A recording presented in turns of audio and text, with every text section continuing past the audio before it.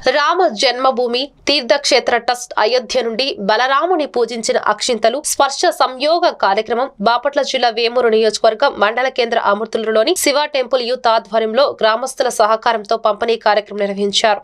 తొలుత గ్రామ పురవీధుల శోభాయాత్ర నిర్వహించి పసుపు, ఆవు నెయ్యి, బియ్యంతో సంయోగం చేసి ఇంటింటికి అక్షింతలు చేర్చే విధంగా పంపిణీ కార్యక్రమాన్ని శ్రీ అమృతేశ్వర స్వామి ఆలయం వద్ద నుండి ప్రారంభించారు.